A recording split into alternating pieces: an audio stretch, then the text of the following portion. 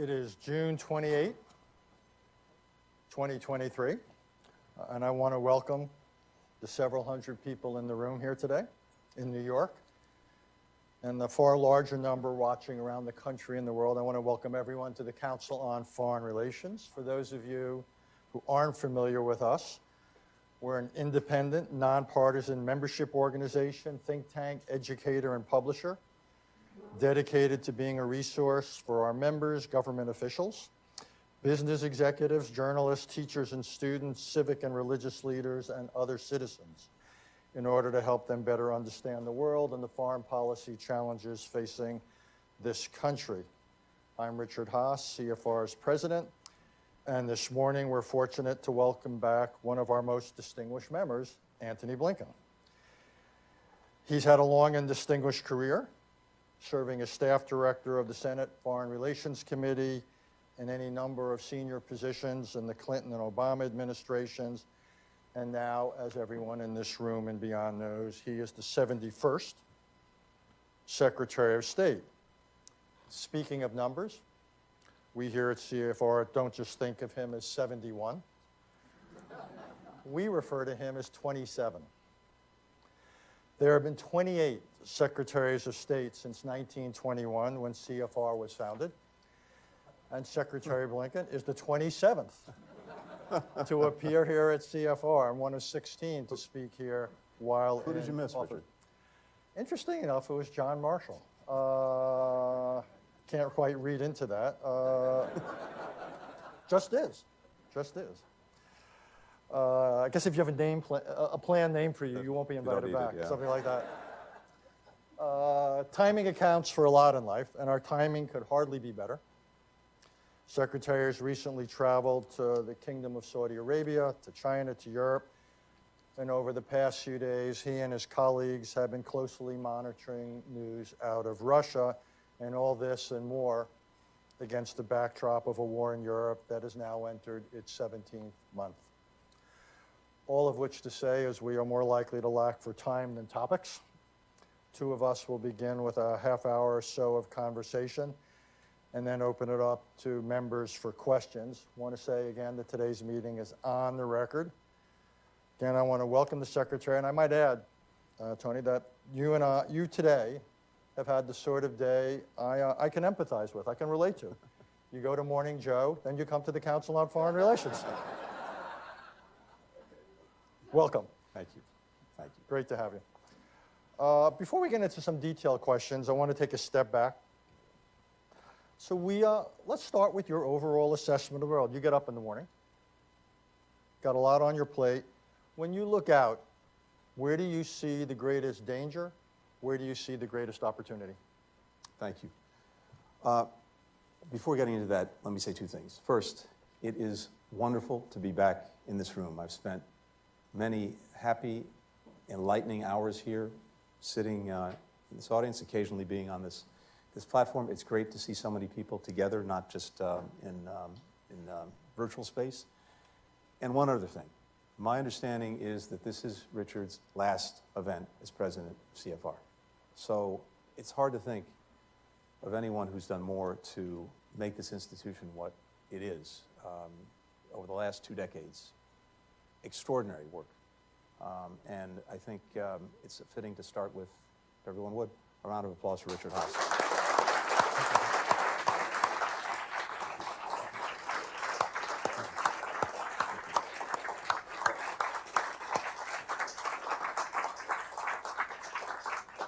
I want to thank him for that, but I'm still going to ask him tough questions. I tried. So I think for most of us, as we're looking at where we are, I think there's a recognition that we really are at an inflection point. And an inflection point comes around every few generations where there's such profound changes taking place that in many ways the decisions that we're making right now are likely to shape what comes next, not just for the next few years, but arguably for the next few decades. And we're at one of those moments. I think from where we sit, where I sit, this won't be news to a lot of people in this room, the post-Cold War era is over. And there is a profound competition underway right now to shape what comes next. We had a strong consensus coming out of the the Cold War. We thought that major power competition was over. We thought we'd have an integrated global economy in which commerce ultimately trumped geopolitical competition. We thought we'd have former rivals working together to deal with big transnational problems. And I think we all thought that political and economic openness would be mutually reinforcing. And to some extent, I don't want to minimize it, we did have, in many ways, an era of extraordinary progress. I think if you take the Steven Pinker view of the world and step back and look at the aggregate, at least until the Great Recession, and arguably even until COVID, in the aggregate, we did see the world getting safer, more prosperous, a little bit more equal, healthier, wiser. And so I think there was a view that we were on a relatively positive trajectory. But then, of course, we've seen the emergence of major disruptors that are now, I think, pushing us past that era that we hoped would be lasting, but turns out not to be. Obviously, the rise of China that has both the power and the intent to change the system that we're living in. A revanchist Russia that we're dealing with every single day. A panoply of interrelated and unfortunately mutually reinforcing transnational challenges, global challenges that we have to find a way to deal with effectively. And with all of that, I think a few things that we've all experienced that we're grappling with the consequences of right now. Even as, arguably, inequities between countries grew less, we've seen inequities within them grow. We've seen information systems proliferate in a way that has gotten beyond what we anticipated. The democratization of information has had all of the unintended and second and third order consequences that people know. We've had a democratic recession around the world. We may have had something of a democratic recession here at home. And all of these things together have created, I think, a perfect storm moment, which makes this an inflection point. So for us, the challenge is how do we organize ourselves best to deal with that, to deal, on the one hand, with the emergence or reemergence of great power rivalries, but also with a tsunami of transnational challenges that are having a profound effect on the lives of our own citizens, whether it is health, whether it is migration, whether it's food insecurity, whether it's energy. You all know the list, and we can go down it. And of course, the geopolitical competition part, the transnational challenge part, are profoundly interrelated in ways that we can get into. We have a vision that is clear and unambiguous for what we'd like the world to become. Free, secure, open, prosperous. And that's a cliche, but it actually means something. It means societies in which individuals can choose their own lives freely. It means countries that are free to decide what their path will be, who their partners will be. It means an international system that's built around rules, transparently, applied fairly and equitably, with goods, with information, with people flowing lawfully and freely.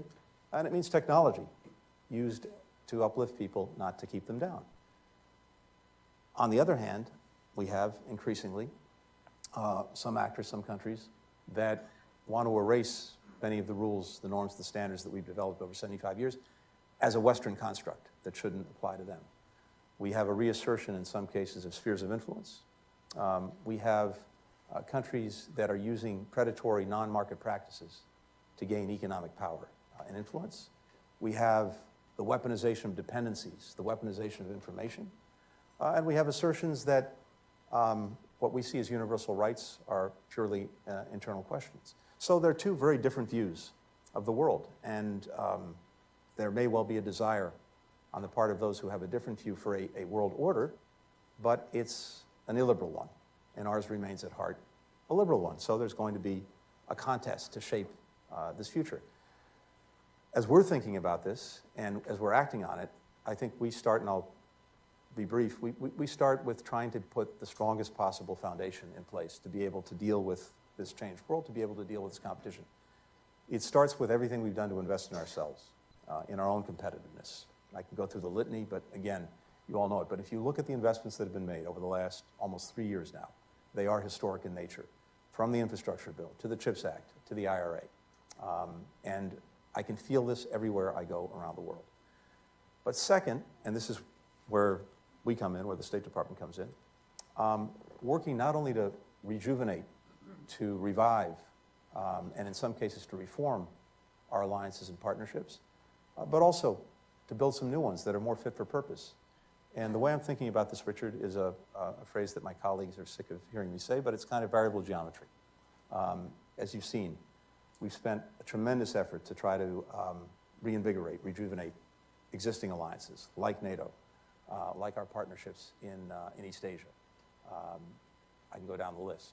But at the same time, we've also been building fit-for-purpose partnerships where different collections of countries, and not just countries, other stakeholders, other actors, the private sector, the non-governmental world, come together to try to tackle discrete problems. We built coalitions on global health and COVID. We built coalitions on food security. We're about to announce one on synthetic opioids.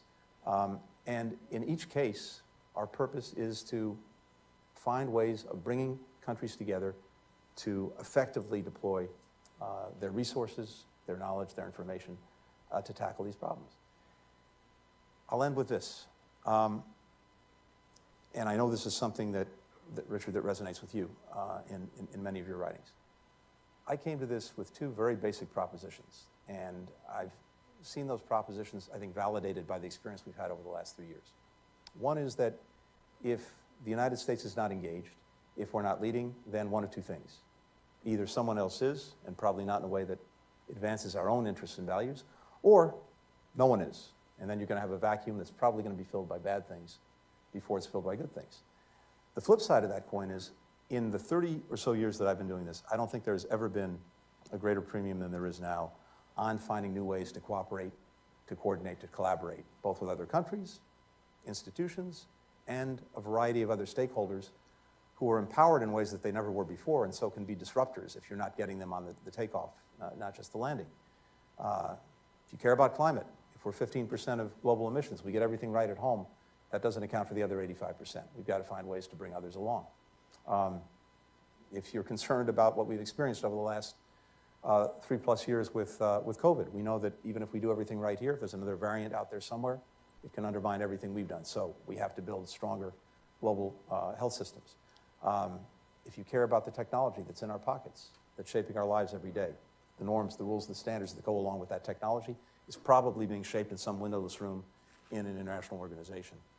So we have to find ways to make sure that not only are we in the room, not only are we at the table, but hopefully we're at the head of the table. So that's what we've been working to do.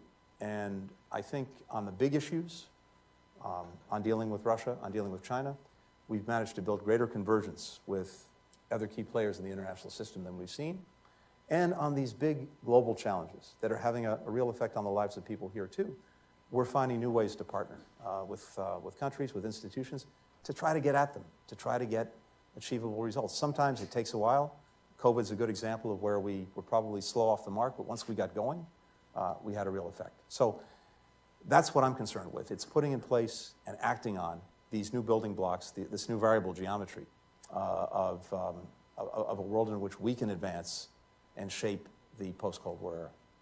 And if you were going to just sum that up, is that what, from your point of view, amounts to a Biden doctrine? I mean, what are you trying to I know, you're right in terms of a world defined by geopolitics and transnational issues. You want to basically have a liberal world order. To get from here to there, which is what doctrines are all about, how would you sum that up? Summed up really simply in that it starts at home. It starts with our strength at home, with our competitiveness, with the investments we're making.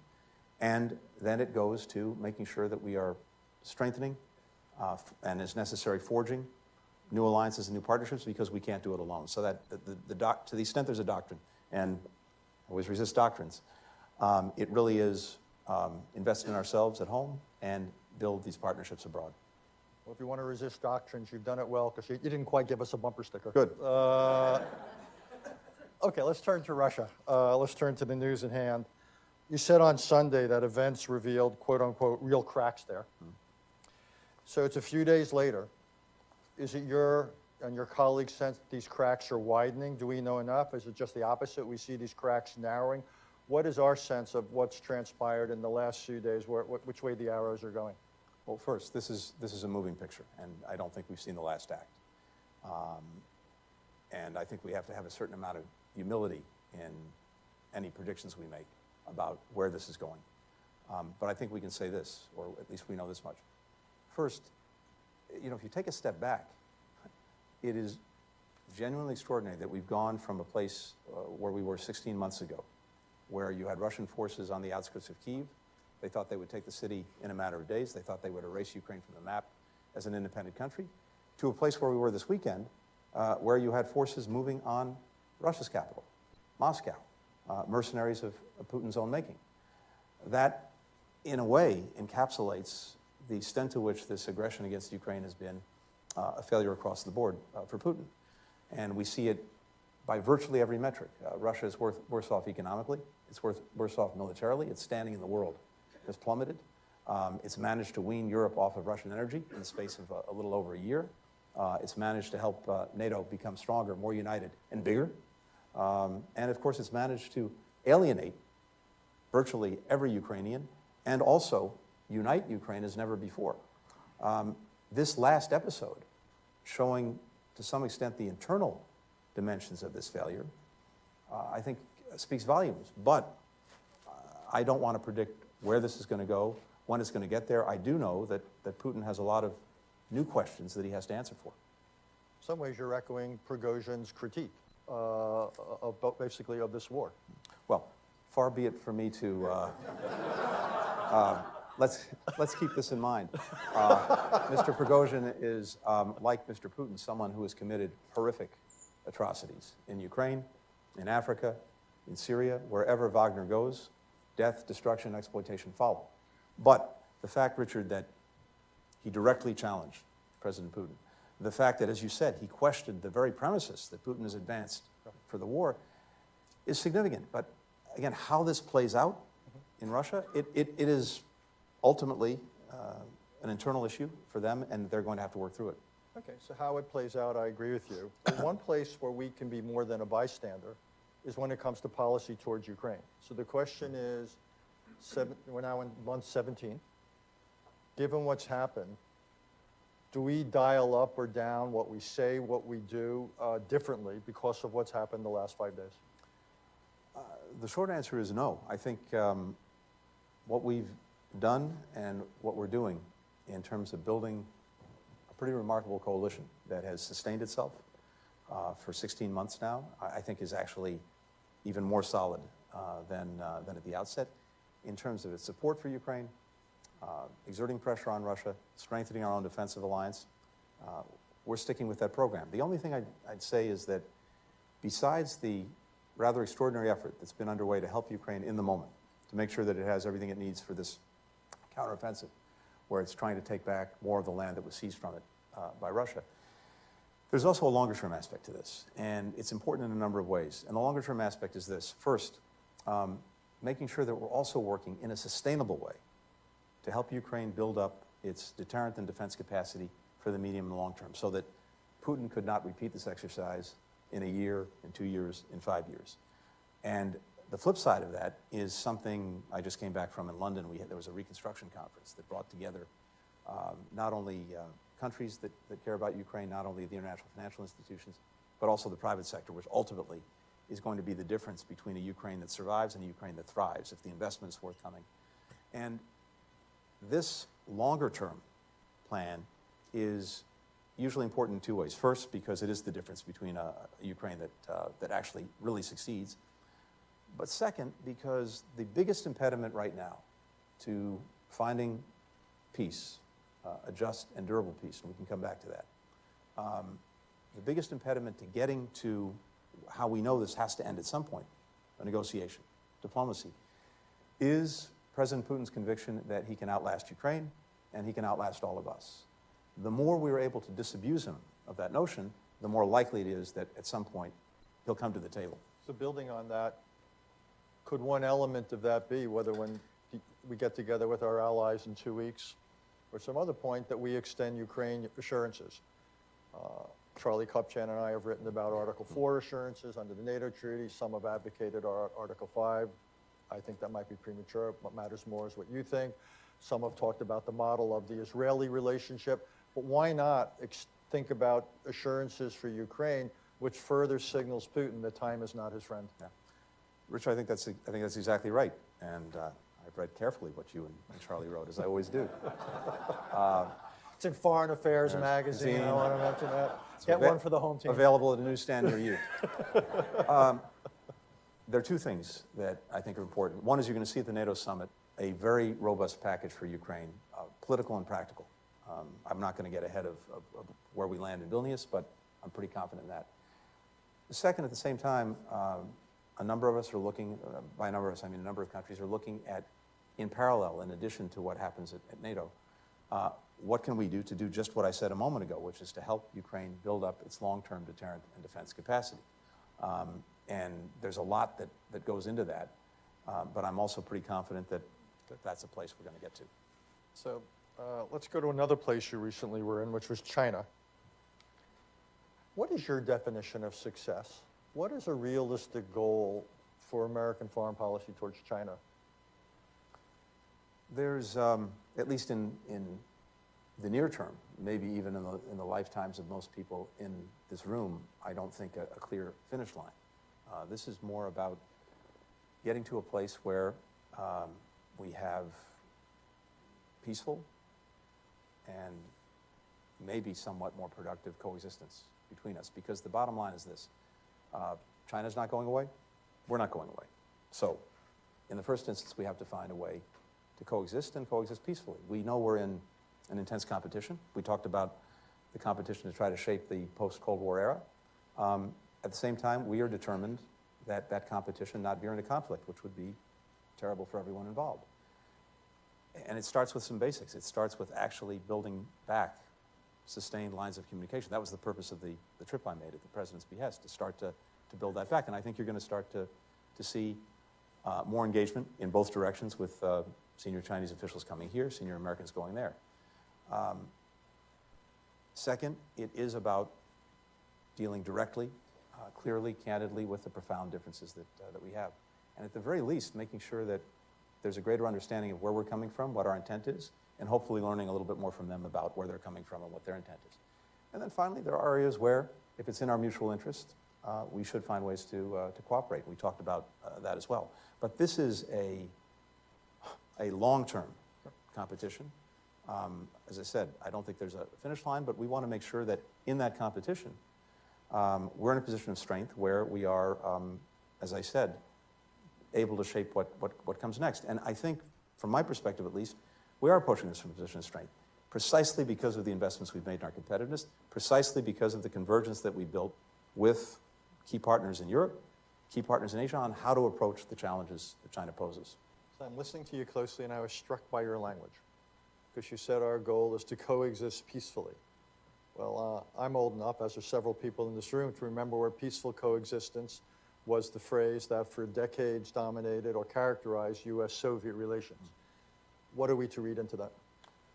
Only that, again, neither of us is going away, so at a minimum, that has to be, I think, the baseline. As I said, we're determined to make sure that in everything that we're doing, the two different worlds that I tried to sketch briefly and what they might look like, the free, open, prosperous, secure world that we're trying to build, a somewhat different and more liberal model that others, including China, are driving toward, that our vision prevails. But implicit in the phrase peaceful coexistence is less what you're trying to accomplish and more what you're trying to avoid. No. That was true of the Cold War. Do you think that's a fair characterization of the U.S.-China relationship? It's more what we're trying to avert rather than what we can realistically accomplish? I think it's both. I think we have a responsibility. We have an obligation that we hear from around the world to manage the relationship responsibly. And that gets to the peaceful coexistence part. We hear this demand signal everywhere. But that doesn't mean that we're standing still. It doesn't mean that we're accepting that as the goal. But it is the foundation. And from there, as I say, we're in a competition. We want to make sure that in that competition to shape this new era, our vision prevails. So let me raise what could be the greatest threat to that ability, which is Taiwan. And if I may quote Secretary of State Blinken, I always hate it when people quote me, by the way. Last October, you said, referring to Taiwan, what's changed is this: the decision by the government in Beijing that the status quo is no longer acceptable, that they wanted to speed up the process by which they would pursue unification. You just spent time there. You spoke to Wang Yi, you spoke to the foreign minister, you spoke to, obviously, President Xi. What take did you make on their views on Taiwan? Did you come away with any different sense of their either aspirations or, more important, timetables, risk propensities? Let's start with this. I think my opening premise is that for the better part of 5 decades, this is a challenge and issue that we've actually managed responsibly. And doing that was premised on a few very basic principles. One is that any differences between Beijing and Taiwan would be resolved peacefully, that neither side would engage in unilateral changes to the status quo. And the result of that, the result of a consistent policy through multiple administrations, Republican and Democrat alike, founded on one China, has meant that we have managed it responsibly. Mm-hmm. I think what changed is this, at least in our judgment. Obviously, China has a different narrative. But if you go back to 2016, not last year, not just in recent months, but if you go back to 2016, we've seen Beijing taking actions that suggest that the status quo was not acceptable. Mm-hmm. And we've seen that in some of the military operations that they've been engaged in, the deployment of forces, the exercises, the missile tests, et cetera. Sure. We've seen that in the economic coercion exerted against Taiwan, and for that matter, exerted against countries that have relationships with Taiwan. We've seen that in the effort to pry Taiwan out of the international system. And all of this is a stirring of the pot that is antithetical to the preservation of the status quo. So one of the things that we try to communicate very clearly is not only the consistency of our policy and our approach and our determination to maintain the status quo, but also the concerns not just of the United States, but of countries around the world about anything, any actions that would disrupt it. And there's a very clear reason for this, even as China, of course, asserts that these are sovereign issues that should be relevant to no one else, and of interest to no one else. We all know this: 50% of commercial traffic, trade, goes through that strait every single day. 50% of the container traffic in the world.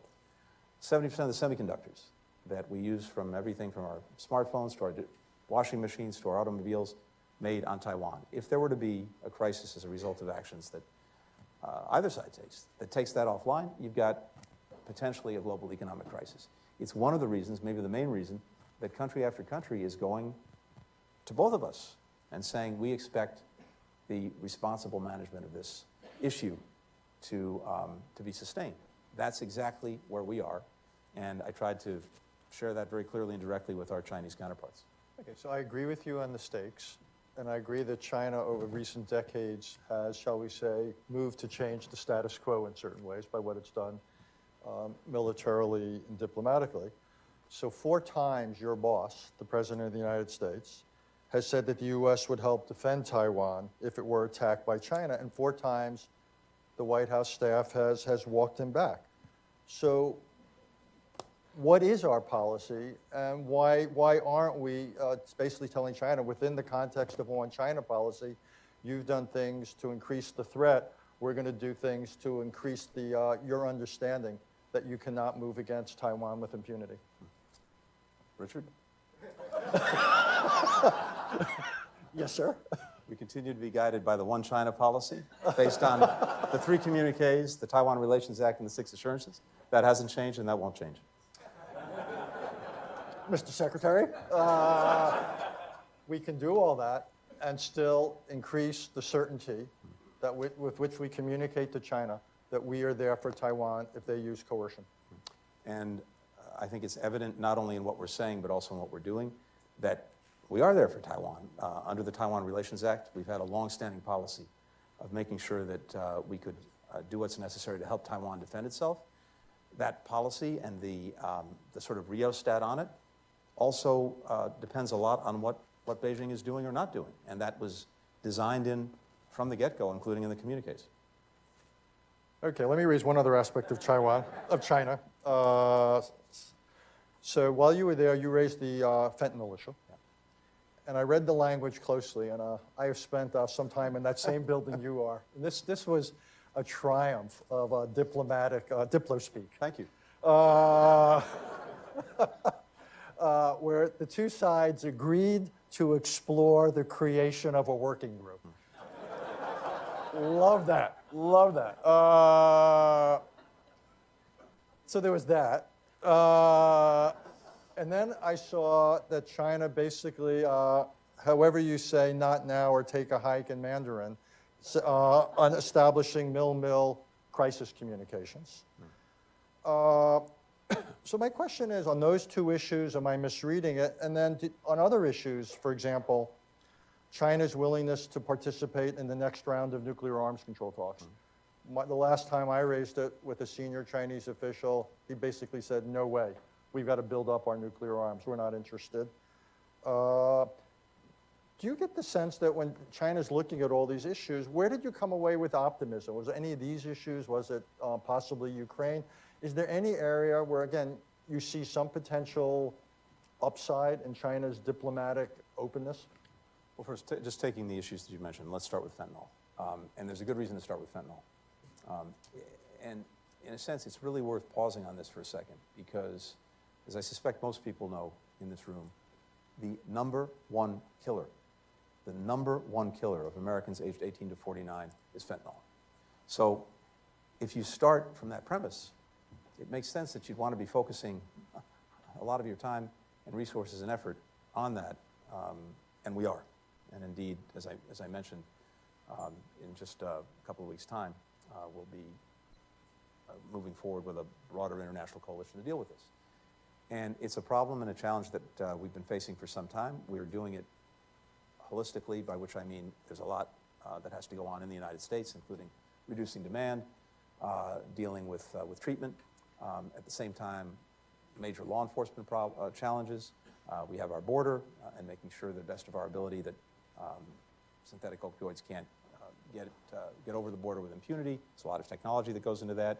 Working with Mexico, where the synthetic opioids are created. But there's, of course, as everyone knows, a China dimension to this problem, because the precursors that go into the fabrication of fentanyl are right now primarily made in China, and they are then diverted, sometimes knowingly, sometimes not knowingly, to criminal enterprises that turn them into fentanyl close to our border and then send them into our country. So it's profoundly in our interest to see if we can get cooperation from China to deal with this problem. We've had some successes in the past, including their decision a few years ago to stop the exportation of fentanyl itself. But the chemical precursors are where the problem is now. There's a lot that goes into this in terms of trying to elicit that cooperation, even as we are taking action against any institution, company, individuals we find that are engaged in this illicit trade. I believe, based on the sentence that you read, that we're actually getting to a place where we might actually get practical cooperation from China. And this is not as a favor to us. This is because what we're seeing around the world is a demand signal, because fentanyl is now hitting many more countries. We've been the canary in the coal mine. Our market is actually saturated. The criminal enterprises engaged in synthetic opioids are now trying to make markets in other places, including in Europe, including in Asia. And so more and more countries are now raising their voice and saying, we need action on this, we need cooperation on this. I don't think China's going to be immune to that. So I have some modest hope that we can find a way to elicit their cooperation. We guess got a few. I want to open it up to members. Let me just raise one other geography, which is the Middle East, because again, you were in the kingdom recently. Saudi, lots of reports about Saudi interest in security assurances. Lots of talk about Saudi Arabia potentially joining the Abraham Accords, normalizing relations with Israel. Where does that stand? And could you see yourself inviting the Crown Prince to Washington, despite our historic differences and President Biden's differences, simply because it's a necessary means to an end? which is a closer U.S.-Saudi relationship and a formal Saudi-Israeli relationship. So, Richard, I think when it comes to that relationship, where it's going, and how potential normalization fits in, start from the premise that we've had a decades-long relationship grounded in security, grounded in energy, and then in more recent years, grounded in dealing with terrorism. But now we see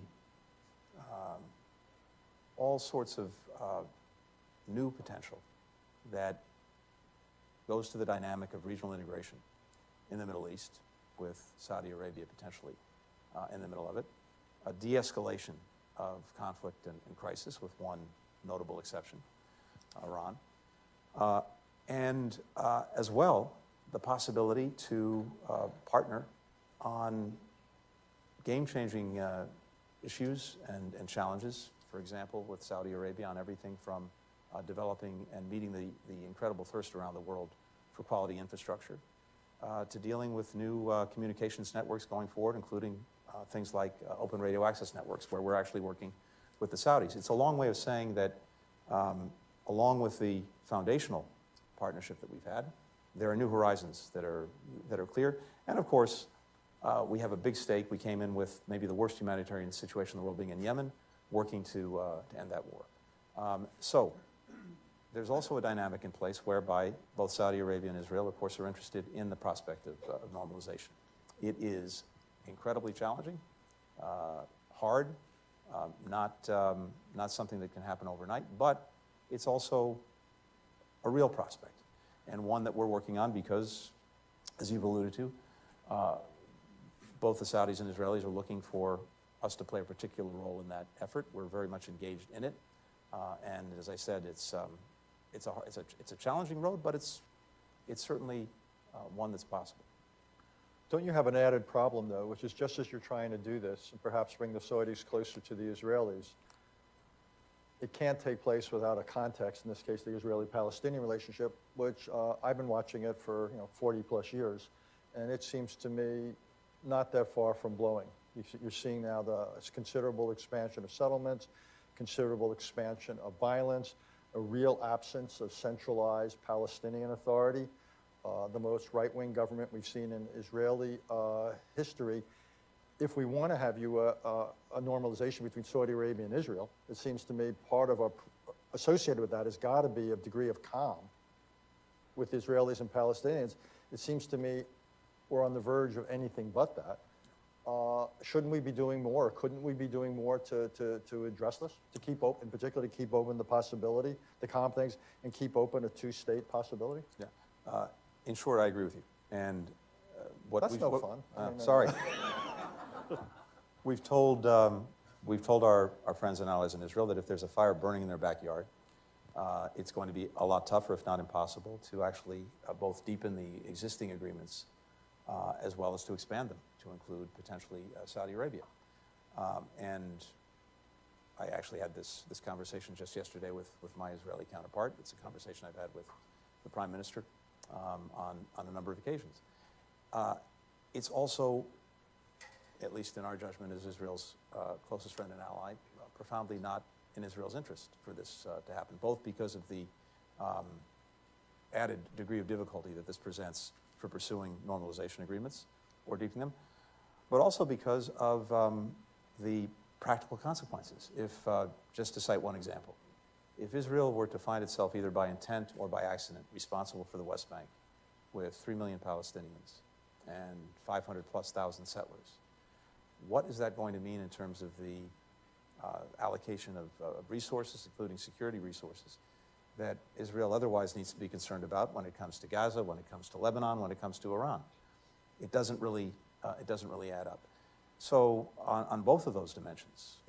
And then, of course, there is the question of the future for the Palestinian people, something that we care deeply about. And we continue to believe strongly that two states is the way forward.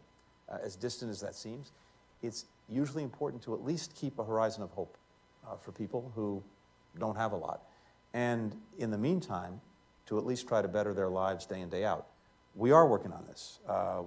We've brought people together Arabs, Israelis, Palestinians in Aqaba and Sharm el-Sheikh to try to find a way forward to, in the first instance, de-escalate some of these tensions, to have both sides refrain from taking actions that are simply going to add fuel to the fire.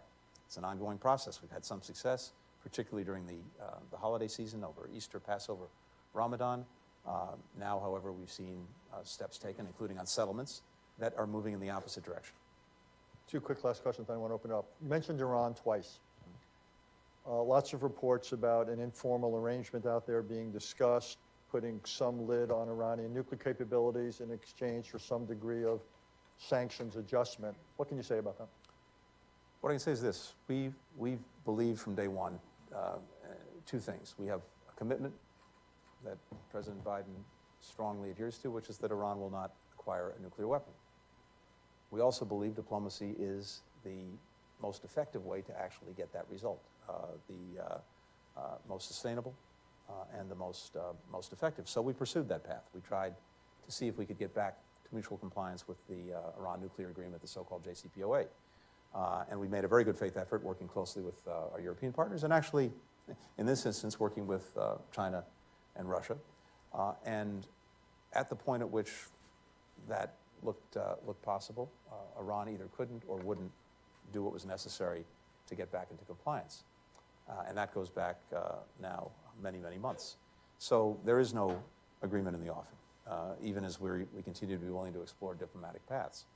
And at the same time, we've been building up our deterrence, and we have been working closely with partners in the region to do just that, as well as continuing to take a whole variety of measures to push back against Iranian misbehavior in different areas. But there's no agreement in the offing. I think whether Iran chooses itself to take actions, or maybe better put, not to take actions that further escalate the tensions not only between us but with other countries, we'll see by their actions.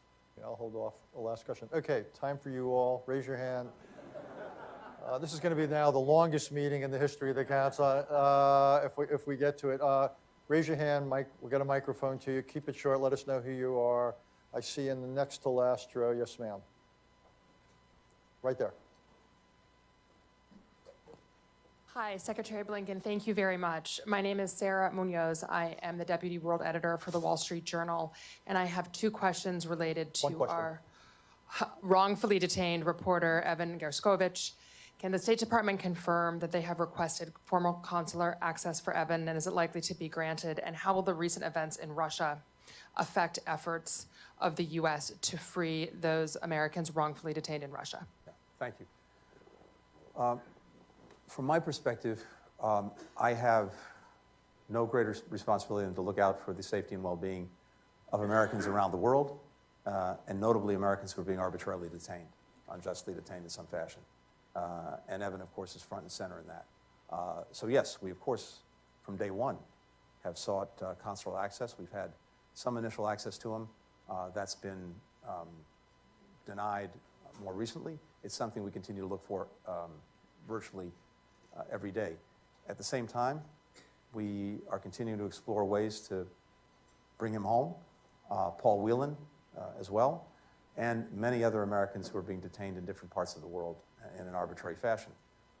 We brought a lot of Americans home over the last 2.5 years, but more to be done, and Evan is front and center in our thinking. In each of these instances, it's not surprising that there's usually an incredibly challenged relationship with the country in question, and maybe even one that's directly antagonistic. That doesn't stop us from working separately and independently to try to bring people home. And as you've seen, we've had some success with that, even with countries where we're really at odds. So I can tell you this, we will continue to do that. We'll continue to work to bring Evan home. We're not going to stop until we get him home. Okay. Yes, sir.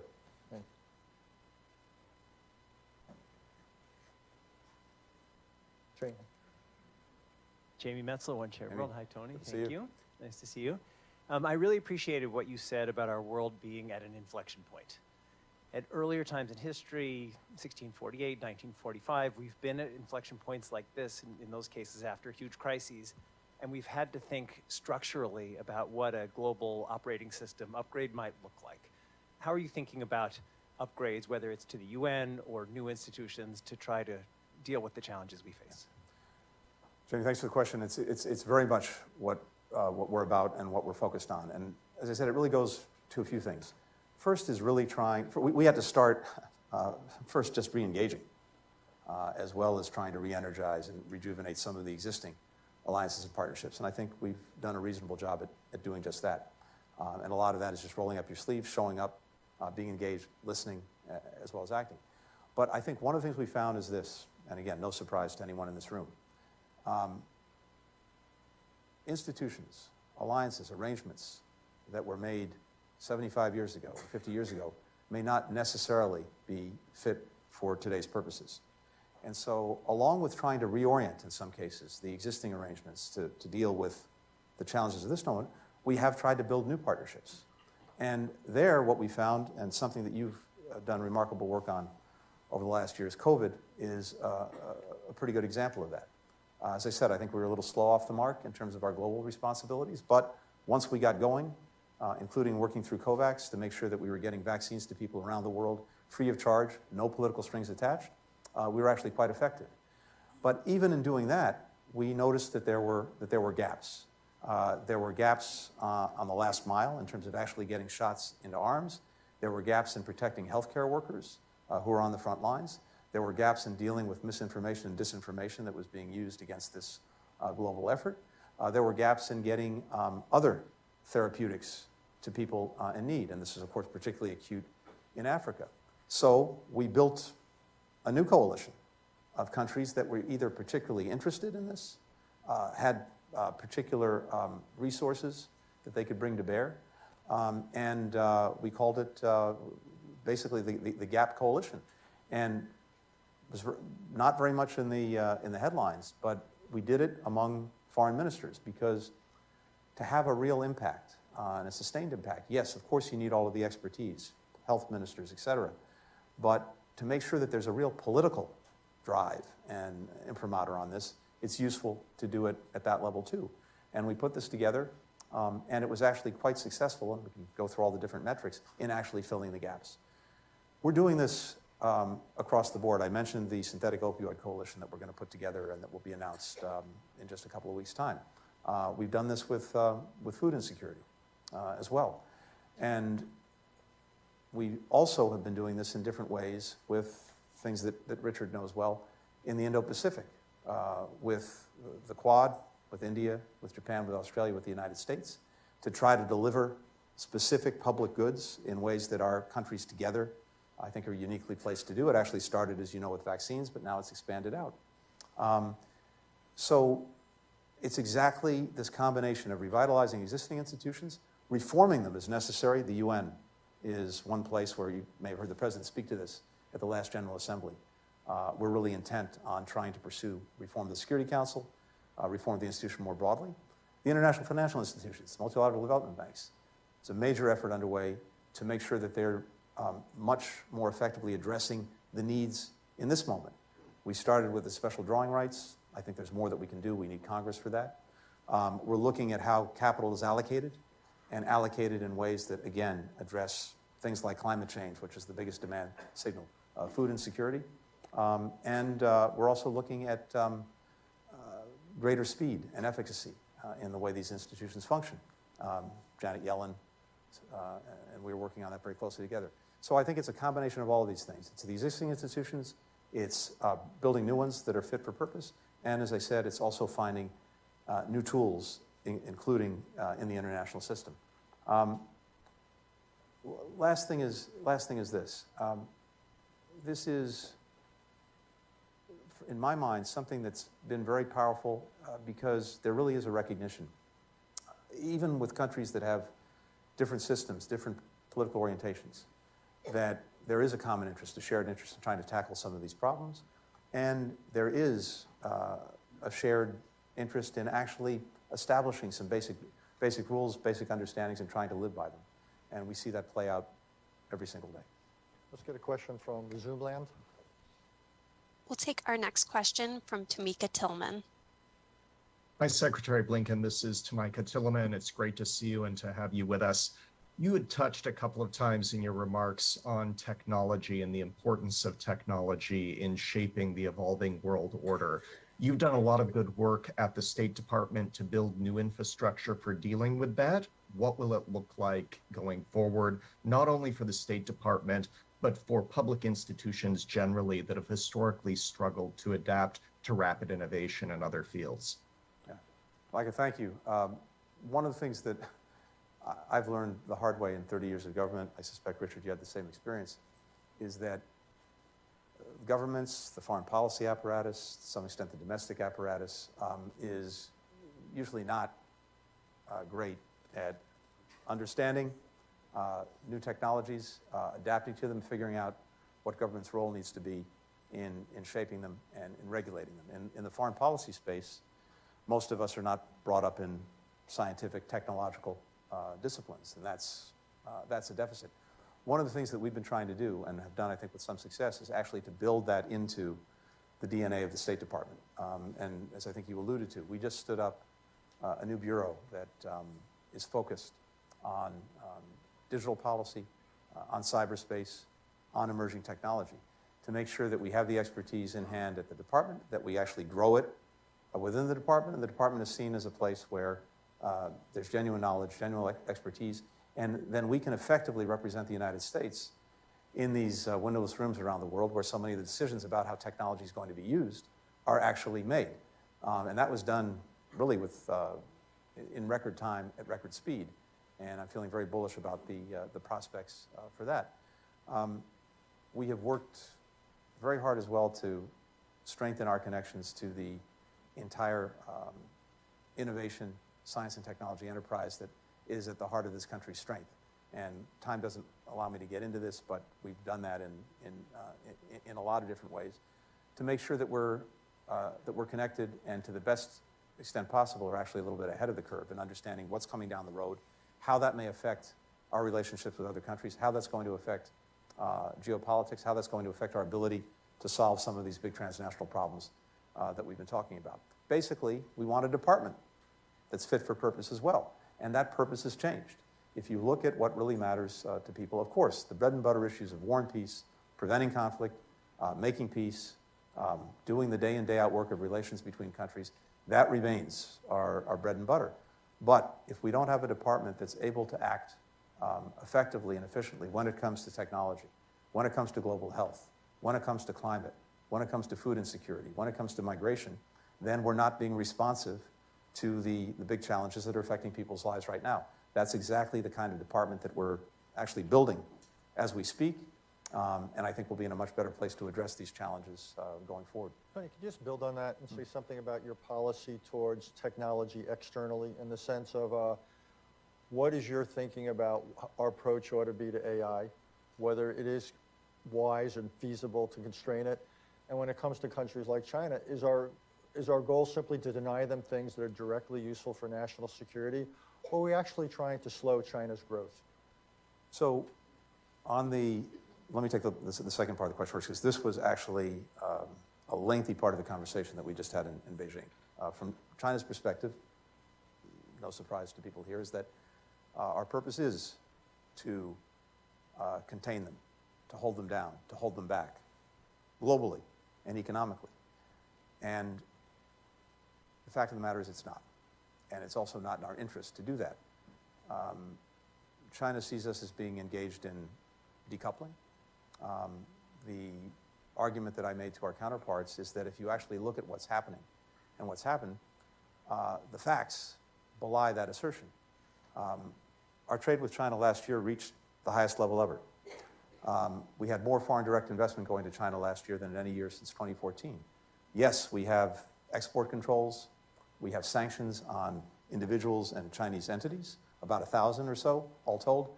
There are 48 million companies registered in China.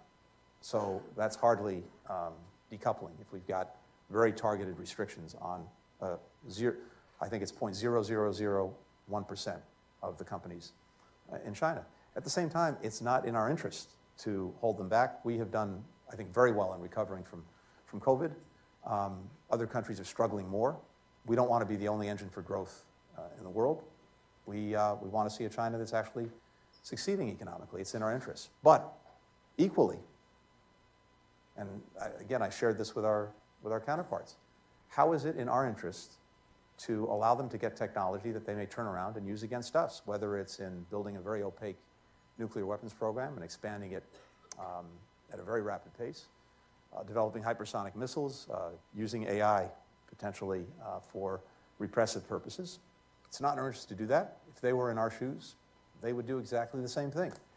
And so the very targeted, very narrowly defined controls that we put in place are designed to prevent that. Now, it's an ongoing conversation, but I think it's hugely important. When it comes to AI more broadly, obviously that's the subject of the day, particularly when it comes to generative AI. We're proceeding in a very deliberate way. There has been a very productive dialogue, conversation going on between the administration, centered at the White House, and the 4 companies that basically have developed the foundational platforms for generative AI. And we expect that to lead to a place where there's an understanding, a voluntary understanding, on what some of the guidelines and guardrails will be for the development of generative AI. The challenge becomes this. One, even if the frontier or foundational platforms agree to this, to the extent that this technology proliferates out beyond them, you have to find ways to get adherence to these guidelines and to these norms. So that's a challenge. And that's just notionally within the United States. Internationally, it's a whole other challenge. I think, Richard, you're seeing that country after country is recognizing 2 things. It's recognizing the extraordinary potential for good of this and a desire to channel the technology to good things. If you can see the applications in education, in health, in food security, you name it. But of course also the profound risk. So finding ways both collaboratively and voluntarily to de-risk, to focus in, for example, on high-risk applications and to determine what the guardrails will be on that. That's something that we're very much engaged in. We started this conversation with the European Union. The EU itself has put out some initial legislation on this, but we're very much engaged with them through something called the Trade and Technology Council to try to see what we can do. But I think this has to be a broader conversation. I think it's something that China is going to be interested in because it also sees the profound challenges that AI may pose for it. Time for one more question. I know I'm going to alienate a lot of people. You can take it out on my successor. I think that's the only reason. Ed. Ed Cox, Committee for Economic Development. I'd like to get back to where Richard started with respect to Russia and China.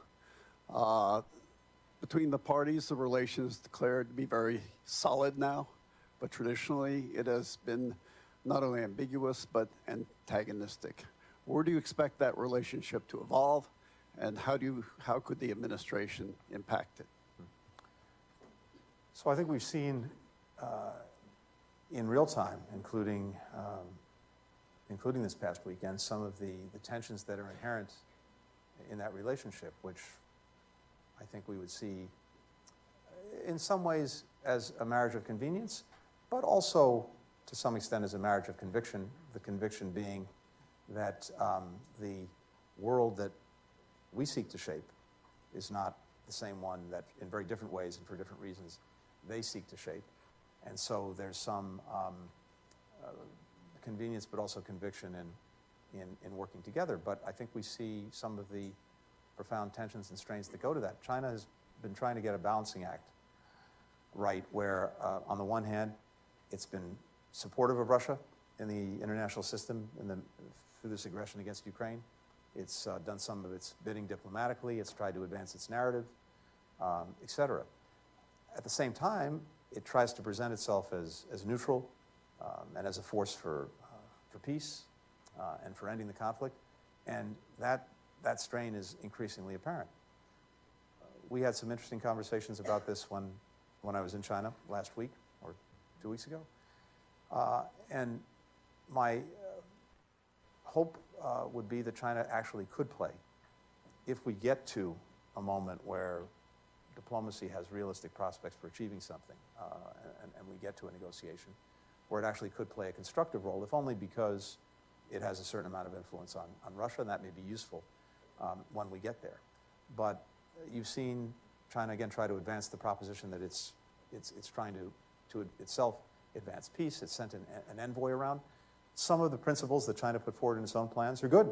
We support them. We agree, starting with territorial integrity and sovereignty, which is plank one in their plan. So I think it's in our interest, first of all, to see if we can't encourage them to be a more positive actor in bringing this aggression to a close, while at the same time making sure that they don't do things that would only add fuel to the fire. For example, the provision of lethal weaponry to Russia for use in Ukraine, something that they have told us they have not done and will not do, but not only us, they've told that to many other countries. It's something we watch very closely and something that I took up when I was there. We're going to end there on a rare upbeat note. Uncharacteristic, not a precedent, I can assure you. I want to, by the way, just commend while we're here, the new task force on U.S. policy towards China and Taiwan on CFR.org. It's a really valuable, thoughtful piece of work. If you haven't looked at it, you should. I want to thank the Secretary of State for two things. One, actually three things. I want to thank him for being here today, giving us an hour. I want to thank him for being a dues-paying member of the Council on Foreign Relations. And I want to thank him... Where's the discount? And I want to thank him for a career in public service. It really is service. It ain't easy, the travel, the hours. You have a young family. You sacrifice a lot. Just want to thank you for all you do. Thank you, my friend.